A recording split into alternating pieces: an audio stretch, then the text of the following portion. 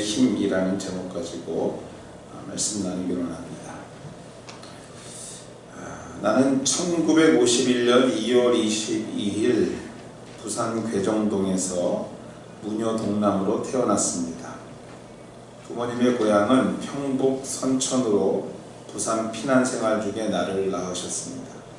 그때 아버님이 48세였으니 시운둥이로 태어난 셈이었습니다. 외할아버지께서는 어머니가 아이를 낳지 못하니 아버지에게 이혼하고 딴 여자 얻어 자식을 얻으라고까지 하셨다는데, 어머니는 부흥회에 오신 강사 목사님께 기도를 받고 나를 낳으셨다고 합니다. 주변의 교인들이 어머니에게 목사님께 기도받으면 아이를 낳을지도 모르니 기도를 받으라 보라고 권했던 모양입니다. 어머니는 별다른 기대감 없이 주변의 교인들과 함께 떠밀리다시피 가서 기도를 받았는데, 하여튼 그 기도를 받은 후에 얼마 있어 나를 임신하셨다고 합니다. 갑자기 무슨 설교에 없어서 옛날 얘기를 하시나 그럴 건데, 이 이야기는 지금은 원로 목사님이신데 우리 높은 뜻 숭의교회 섬기고 계신 김동호 목사님이 태어난 자기의 출생의 고백이라고 합니다. 그렇습니다, 여러분들. 믿음의 힘이란 오늘 아침 간단한 아침 식사를 차려놓고 그 앞에 기도하는 순간에 알 수 없는 감격과 감사의 마음으로 늘 눈물을 흘리는 것부터 시작해서 50이 가까운 부부에게 포기했던 아기가 태어나는 이적의 현장까지, 홍해가 갈라지는 현장까지 미치게 되는 것이 바로 이 믿음의 힘입니다. 예수 그리스도를 여러분들 믿으십니까? 아멘. 여러분에게 믿음이 있습니까? 아멘. 그렇다면 저와 여러분에게 있는 그 믿음의 힘을 여러분들 또한 믿습니까? 아멘. 점점 소리가 작아들죠? 그렇습니다, 여러분들. 하나님께서 우리에게 선물로 주신 믿음은 우리를 구원할 뿐만 아니라 그 믿음의 능력의 힘이 있는 줄 믿습니다. 아멘. 성경은 그 힘을 다음과 같이 표현하고 있습니다. 내가 진실로 너희에게 이르노니 누구든지 이산더러 들리어 바다에 던지우라 하며 그 말하는 것이 이룰 줄을 믿고 마음에 의심치 아니하면 그대로 된대요. 믿음에 대해서 정의를 내리고 있는 것입니다. 제가 한국에 있을 때 일입니다. 너무도 피곤하여서 버스 또는 지하철을 타게 됩니다. 타는 순간부터 기도합니다. 하나님 아시죠? 다리가 너무 아프고 피곤합니다. 간절히 기도하고 속으로 기도하고 있으면요, 그 순간 10,000원이었던 버스에서 제 앞에 앉아있던 사람이 일어나는 일들을 가끔 경험합니다. 느껴보신 분들만 알 거예요. 그럼에도 불구하고 옆에 또 어르신 계시면 앉으라고 양보하죠. 그러면 제 속마음을 얻습니다. 이거 내 자리인데 내가 양보하는 거죠. 누구 때문에 벗어났냐면 내가 기도했기 때문에 주신 거라고 저는 믿게 돼요. 좋습니다, 여러분들. 누구도 포기하고 있던, 과학적으로 도저히 가능성이 없는 현실에서 불가능한 상식과 과학을 뛰어넘는 치유가 일어나는 것 또한도 우리가 보게 됩니다. 바로 옆에 있는 조그마한 모래산을 드는 것부터 시작해서 도저히 올라갈 수 없는 큰 산까지도 들어서 바다에 던질 수 있는 것이, 그것이 여러분이 가지고 있는 믿음인 거죠. 믿으십니까, 여러분들? 내가 가지고 있는 이 신앙, 하나님을 믿는 믿음이 결코 여러분들 헛되지 않다라는 것입니다. 그러므로 여러분, 이 믿음을, 이 능력을 이 땅에서 경험하는 것 또한도 성도에게 있어서 놓칠 수 없는 행복이에요. 가치입니다. 내가 가지고 있는 그 믿음을 좀 누리셔야 되는데, 그 누리는 것이 정말 성도로서 꼭 경험해야 될 일인 것이죠. 그런데 여러분들, 우리 모습을 정말 냉정하게 살펴보면 저와 여러분의 솔직한 고백은 잘 경험되지 않는다는 거예요. 옆에 있는 모래도 못 들겠는데요. 조그만 돌 하나도 못 던지는 모습 같은 게 제 모습이 저희 모습에 있는 거죠. 분명히 능력이 있다고 하는데 정말 나에게 이러한 믿음의 능력이 있는지 궁금해지는 것이 솔직한 우리의 고백이라는 것입니다. 행복이란 말 많이 하시죠. 행복. 그래서 행복이란 말 많이 쓰는데, 행복, 그것은요 우리에게 있는, 아직 오직 성도에게만 있는 믿음의 능력을 누리고 경험할 때 또 하나의 성도의 행복을 경험하게 되는 거예요. 정말 진정한 성도의 행복은요 믿음을 경험할 때, 믿음의 능력을 경험할 때 얻어진다는 것이죠. 그렇습니다. 여러분들, 앞서 설명한 것처럼 이제 믿음의 실체는 알았는데 과연 우리가 그 믿음의 능력을 누리지 못하는, 경험하지 못하는, 누리고 있다면 괜찮은데 왜 이렇게 누리지 못하고 있는 것일까 고민하고 있다면 그 이유가 무엇일까 오늘 말씀을 통해서 좀 살펴볼 필요가 있다는 거예요. 살펴보시면서 오늘 귀한 시간 같이 은혜 받으셨으면 좋겠습니다. 본문 13절과 14절 우리가 읽지는 않았지만 이 본문의 배경을 보면 이렇습니다. 잎사귀만 무성하고 열매 없는 무화과 나무를 저주하는 장면이 나와요. 예수님께서 저주하십니다. 이 열매가 없구나 하고 저주하세요.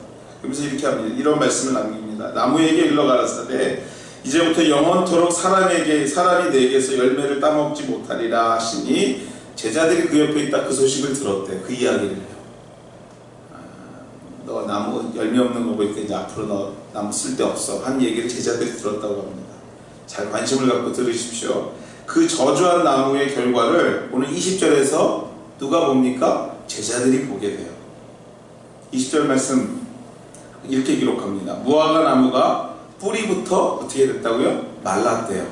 그러니까 죽었다는 얘기죠. 뿌리부터 아예 말라져 있는 것입니다. 그것을 본 베드로가 예수님께, 성경에서 여러분들 좀 자세히 읽어야 될 부분들이 앞뒤의 문맥을 보시면서 뉘앙스를 잘 보셔야 돼요. 오늘 말씀 예수께서 그들에게 21절 보면요, 베드로가 생각이 나서 여짜오되, 이 말에 좀 관심을 가질 필요가 있습니다. 베드로가 나무를 보니까 그때 생각이 난 거예요. 언제 얘기해요? 예수님이 지나가다가 너 나무 말릴 거야, 그 생각이 그때 난 거예요. 그러면서 예수님께 물어봅니다. 예수님 보세요, 무화과 나무가 진짜 말랐네요. 와, 신기하네. 제가 이 배우가 아니어서 잘 표현을 못하는데 와, 신기하네 그랬을 거예요, 분명히요. 아니, 어제는요 혹시나 했는데 그냥 지나가는 말인 줄 알았는데 예수님 정말 말랐네요. 지금 이 뉘앙스가 이 말씀에 숨겨져 있는 거예요, 여러분들요. 그냥 읽으시면 안 되고요, 액션을 좀, 와, 진짜 말랐네, 베드로의 모습을 기억하셔야 돼요. 여러분들, 이러한 반응 우리가 추측할 수 있는 이유가 뭐냐면 베드로의 질문에 예수님께서 대답하는 모습입니다. 22절 말씀인데 이렇게 대답하세요. 예수께서 그들에게 대답하여 이르시되 하나님을 믿으라. 이렇게 얘기했을까요, 여러분들?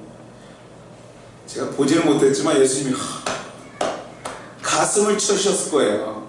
이 답답한 이 제자들이니까 이렇게 예수님이 이렇게 얘기 안 했겠지만 제가 거기에 좀 몰입하자면 이 답답한 놈들아, 내가 헛된 말을 하겠니? 하지 않았을까 하는 거예요. 그 말씀을 보니, 좀 저희에게 이르시되 하나님을 좀 제발 좀 믿어라. 내가 그렇게 설명을 하는데도 니네들 뭐 갑자기 생각이 나? 예수님 말랐네요? 어쩌면 그렇게 변하지 않니? 어쩌면 그렇게 3년 내내 너희와 같이 동행하고 동침하고 같이 먹고 같이 잤는데 왜 이렇게 변하지 않았니? 이 모든 것들이, 왜 믿지 못하니? 이 모든 것들이 이 말씀 한마디에 숨겨져 있는 말씀입니다.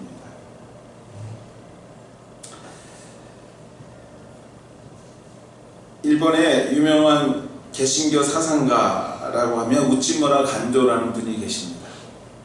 하루는 그에게 어떤 대학생이 와서요, 이러한 질문을 했대요.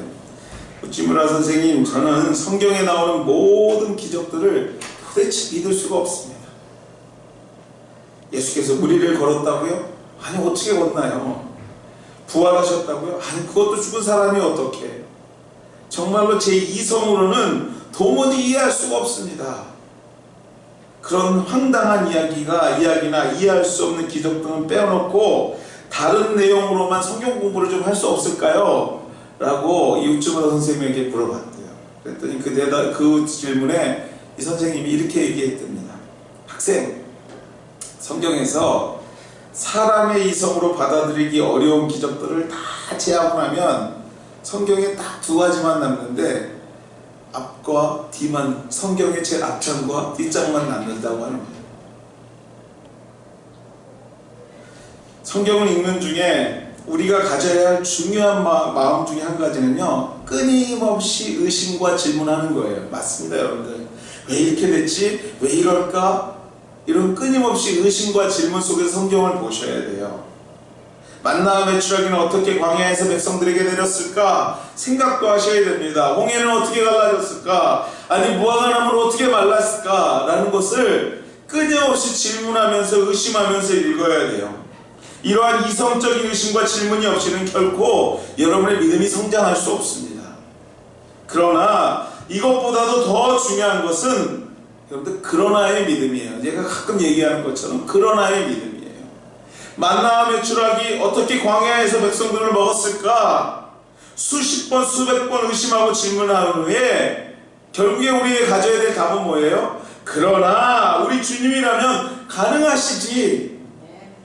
그러나 우리 주님이라면 홍해 또한도 갈릴 수 있으시지. 그러나 우리 주님이라면 이 희망 없는 우리의 가정에, 이 희망 없는 우리의 생업의 현장에, 정말 말 안 듣는 우리 자녀들의 그들에게도 한 치 앞도 내다보이지 않는 우리의 미래 가운데도 그러나 우리 주님은 희망을 주시고 오늘도 끝까지 이끌어 가시지. 그러나 주님이시라면, 그렇습니다 여러분들, 그러나의 믿음, 그것이 성도가 누려야 될 믿음인 것이에요.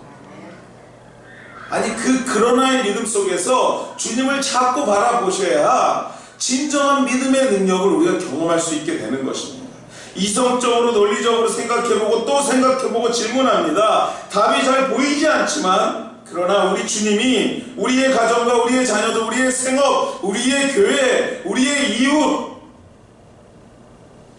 주인 되시고 오늘도 우리를 이끌어 가신다라는 믿음의 확신, 그때부터 답이 보이고요, 믿음의 진정한 평안을 누리게 되는 것입니다.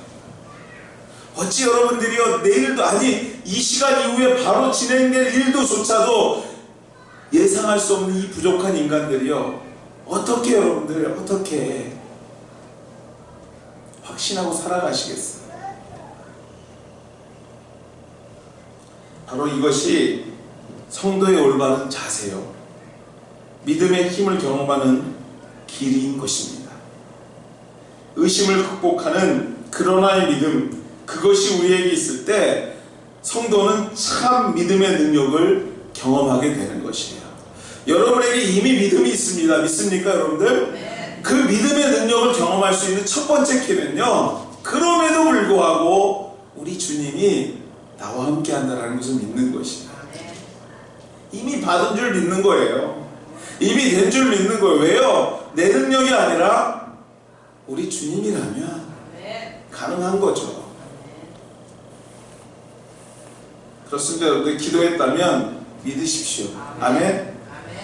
된 줄로 믿으십시오. 의심하는 제자들에게 예수님은 강조해서 말씀하십니다. 무엇이든지 기도하고 구하는 것은 받은 줄로 믿으라. 그리하면 너희에게 그대로 되리라. 수십 번 들어가고 우리 목사님 또 그런 얘기 하나 하실지 모르지만 내 말이 아니라요, 제 말이 아니라 성경이 말하고 있는 이야기예요. 믿고 그 믿음의 능력을 경험하게 되는 우리 하늘가족 모두가 되시기를 주의 이름으로 축원해 드립니다. 우리가 믿음이 있는데, 그 믿음의 힘이 우리에게 있는데 그 능력을 느끼지 못하고 경험하지 못하는 첫 번째 이유가 의심이었다면, 두 번째 이유를 본문은요, 잘못된 관계 때문이다 라고 우리에게 말하고 있습니다. 왜 여러분들이요 믿음의 능력을 날마다 경험하지 못하고 살아가고 있냐면요, 주변을 돌아보십시오. 주변에 있는 사람들과의 관계에서부터 문제가 있다고 성경은 얘기하고 있어요. 우리에게 주신 그 믿음의 힘을 경험하지 못하는 것은 바로 관계 요소는 문제. 25절에 이렇게 말하고 있습니다. 기도할 때 아무에게나 혐의가 있거든 용서하렵니다. 그리하여야 하늘에 계신 너희 아버지도 너희의 허물을 사하여 주신대요. 위의 말씀을요 역설적으로 좀 생각해 보는 것이 이해하기가 더 쉽습니다. 무슨 얘기냐면요, 하나님과 올바른 관계를 유지하기 위해서는요 인간에 대한 올바른 관계가 선행되어야 된다는 거예요. 한 걸음 더 들어가 생각해 보면요, 하나님과 올바른 관계, 정말 올바른 믿음의 관계를 가진 사람들이 어찌 이웃하고 불편한 관계를 갖겠냐라는 거예요. 하나님하고 나하고 관계는 올바로 하는 사람이 그것을 증명할 수 있는 유일한 방법은 뭐냐면요, 내 옆에 있는 사람하고 올바른 관계를 갖는 거예요. 그것을 통해서 하나님과의 우리의 관계를 알아보는 것이죠. 사랑하는 우리 하늘가족 여러분들, 진정한 믿음의 삶은요 하늘과의 관계만으로 이루어지는 게 아니에요. 여러분이 정말 믿음의 사람이라는 것을 보여줄 수 있는 유일한 길은요, 단순히 하나님과의 관계, 혼자 오래 기도한 것으로만 보여지는 것이 아니라는 것이에요. 하나님과의 올바른 관계는 이 땅에서 그 열매로 말하는 것입니다. 내가 진정한 신앙이라면 이 땅에서 진정한 열매가 있어야 되지 않겠습니까? 관계가 무너진 예배를 받지 않으시는 주님, 예배드리기 전에 형제와 불편했다면 그거 먼저 해결하고 오라고 하셨던 주님, 그 이유가 무엇이냐면요, 바로 주님께서 이 땅에 여러분의 사회적인 관계망을 보다 중요하게 생각하고 계시다는 것입니다. 그렇다면 여러분들, 올바른 관계를 만들어가는 참 지혜는 뭘까? 내가 정말로 내 이웃하고 내 남편하고, 이웃도 너무 멀죠, 내 남편하고 내 아내하고 내 자녀하고 올바른 관계를 맺어가는 참 지혜의 길은 무엇일까? 여러분들, 그 한자에 개견자가 있습니다. 개견자. 큰 대자에 오른쪽에 점 하나 찍는 게 개견이죠. 잘 기억하십시오. 큰 대자에 오른쪽에 점 하나 찍는 겁니다. 그게 개견이래요. 개견. 그리고 대자는 그냥 대자고요. 어느 날 개견자를 큰 대자로 우기는 친구와 큰 대자를 큰 대자로 읽고 아는 친구가 서로 싸우기 시작했대요. 서로 자기가 맞대는 거죠. 개견자를 보고 이건 큰 대자야 막 우기는 친구가, 큰 대자를 보고 큰 대자라고 얘기하는 친구가 너 그거 틀렸어, 그거 개견이야 막 이렇게 얘기하기 시작하는 거예요. 하도 싸우다가 답이 안 나오니까 스승을 찾아갔답니다. 그래서 점심 얘기를 하고 누가 맞는지, 그래서 스승에게 주장이 서로 다른 이야기들을 스승에게 얘기했어요. 그때 스승이 큰 대자를 큰 대자라고 얘기하는 사람의 손을 들어줘야 되는데, 개견자를 보고 큰 대자라고 하는 사람의 손을 딱 들어주는 거예요. 네가 맞았어. 이 선생이 그러니 가서 말하는 사람도 너무 억울하지만 큰 대자를 큰 대자라고 얘기하는 사람이 점심을 샀대요. 그러고 나서 조용히 스승에게 찾아가서 선생님 정말 그게 개견자가 아니고 큰 대자인가요? 물어봤대요. 그랬더니 스승이 웃으면서 하는 얘기가 이런 얘기를 하더랍니다. 친구를 위해 점심 한 끼를 사는 것은 벌이 아니라 상이다. 그러나 개견자를 큰 대자로 알고 평생 사는 것은 형벌 중에 형벌이라는 거예요. 틀린 것을 맞다고 우기는 그 친구에게 벌을 준 것이 여러분들, 그러므로 그 선생님이 주는 교훈은 뭐냐면 지는 것이 이기는 거다. 의 교훈이었대요. 여러분들, 우리 옆사람과의 관계 회복의 척도는요 뭐냐면 질 때 회복돼요. 제가 가끔 얘기하지만 우리 아내하고 제가 막 하다가 속으로 그래, 내가 지니까 진짜 내가 참으니까 뭐 이러면서 돌아서는데, 그러니까 관계가 회복되지, 내가 그러니까 살지 막 이러면서 막 한번 참자고 넘어가는데요. 여러분들, 그게 나만 참아서 관계가 되는 게 아니에요. 여러분들 꼭 기억하십시오. 참긴 참는데 저 사람도 참고 있는 거예요. 오늘 혹시 교만해질까봐 제가 말씀드리는 거예요. 내가 참으니까 이거 아니라는 거예요. 그 사람도 참고 나도 참고 있는 거예요. 올바른 관계를 하기 위해서는요, 관계를 맺기 위해서는, 회복되기 위해서는요, 서로가 이런 개념이 있어야 돼요. 내가 질 때 이기는 거지. 좋은 관계를 만드는 참 지혜는요, 양보하고 배려하는 겁니다. 그때 비로소 관계가 회복되고요, 그때 비로소 믿음의 능력이 나오기 시작해요. 여러분들, 믿음의 능력이 방언한다고 결코 그것이 이루어지는 게 아니에요. 방언보다도 더 중요한 것은요, 내가 내 가까이에 있는 사람을 배려하고 이해하는 거예요. 자꾸 이해하려고 노력하는 거예요. 나만이 아니라 서로가 그러한 생각을 가지고 살아가는 기독교 공동체, 그리스도의 가정, 그 가정이 그래서 화목한 거예요. 여러분들, 수많은 가정 안에 한번 들어가서 안에 한번 살펴보십시오.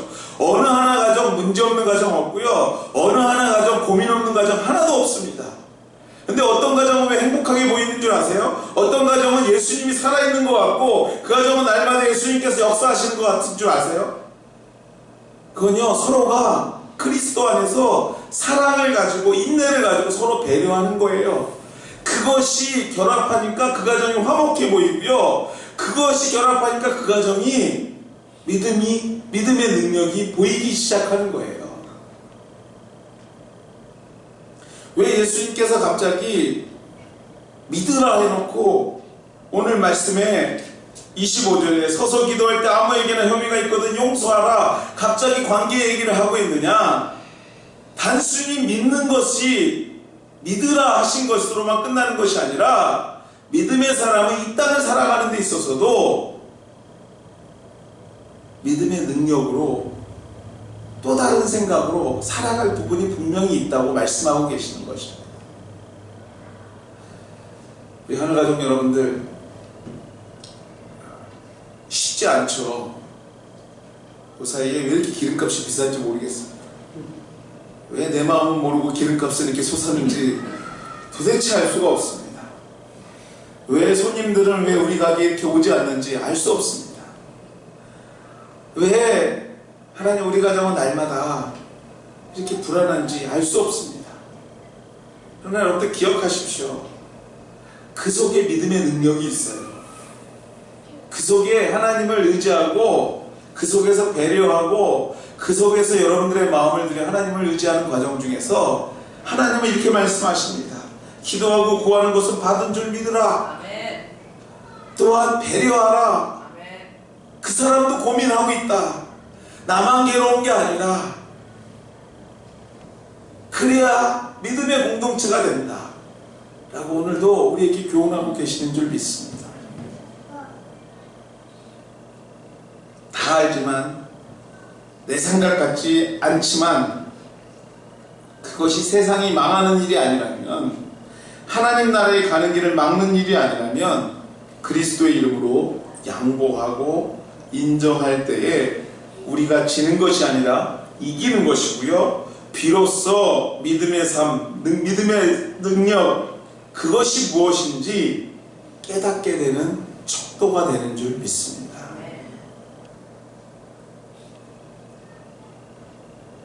믿음의 힘, 저와 여러분에게 하나님께서 이미 허락하셨습니다. 기도하셨습니까, 여러분들? 믿음으로 살아가고 계십니까? 의심하지 말고 믿으십시오. 주님께서 분명히 여러분들을 선한 길로 인도하실 것입니다. 또 우리 안에 그리스도의 희생과 봉사, 섬김의 사랑으로 양보하시고 좀 지십시오. 이기려고 하지 마십시오. 이번 한 주가 좀 다 지는 한 주가 되셨으면 좋겠어요. 좀 남편이 뭐라 그래도, 아내가 뭐라 그래도, 그래 당신이 맞아 하고 좀 한번 좀 가슴 탁 내려놓고요, 다들 고개 숙이시는데 자, 당신이 맞아 하고 좀, 그의 옆집 이유 아저씨 그 사람이 맞아 하고 좀 내려놓고, 좀 한 주간 하늘에서 주시는 참 평안이 저와 여러분 가운데 있기를 소망합니다. 그 순간 여러분들 정말 믿음의 능력이 무엇인지 깨닫게 되는 귀한 은혜가 우리 가운데 있게 될 줄 믿습니다. 돌아오는 한 주간 봄도 시작하는 것 같은데 여러분의 믿음의 삶 가운데 주님의 따뜻한 봄이 찾아오시기를 주의 이름으로 축원해 드립니다. 같이 한번 기도하시겠습니다.